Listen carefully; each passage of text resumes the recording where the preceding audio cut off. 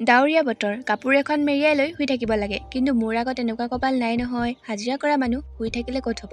আৰু সেয়ে এতিয়া হাজিৰা কৰিবৰ কাৰণে ওলাই আহিছোঁ। হাতত ছাতিটো থাকিবই, কাৰণ বতৰটো মোতকৈ পাগল যে কেতিয়া কি কৰে ঠিক নাই। বাৰু এই ছবিকেইখন দেখিছেনে? ইমান ধুনীয়া লাগিছে ন? আৰু এইকেইখন কোনে আঁকিছে গম পায়নে? আমাৰ স্কুলৰ লগৰবোৰে। ৰাইজ, ভইচটো কিন্তু ভণ্টি আৰু মই দুয়োজনী মিলি দিছোঁ দেই। আৰু মই যে কৈছিলোঁ বতৰটো মোতকৈ পাগল বুলি, সেয়া দেখিলেনে? মই প্ৰমাণেই দেখাই দিলোঁ। আজি আকৌ কাৰোবাৰ বাৰ্থডে আছিল, সেই বুলি ভুঞ্জিয়া ভুজিয়াৰ লগতে চাহো খালোঁ। ঘৰলৈ আহি খালোঁ কাচ্চ চানা। খাই কৰি দেখিছোঁ আজি বোলে আমাৰ ঘৰত পাৰ মাংস খাব।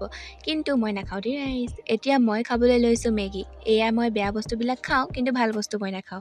মেগীখিনি খাইছিলোঁহে গৰমে গৰমে, অলপ পাছতে আকৌ আম কাটি আছে। কোনে জানেনে? আমাৰ ভণ্টিয়ে দেই, বহুত খকুৰি হয় তাই। আম চাম গোটেই কাটি শেষ কৰি থাকে ৰাতিখনো। মানে মই মানুহজনী অলপমান খকুৰা যে, যি পাওঁ তাকেই খাই থাকোঁ। তাৰ পাছত আকৌ পেট বেয়া হ'লে গালিও খাওঁ দেই। তেন্তে আজিলৈ ইমানেই।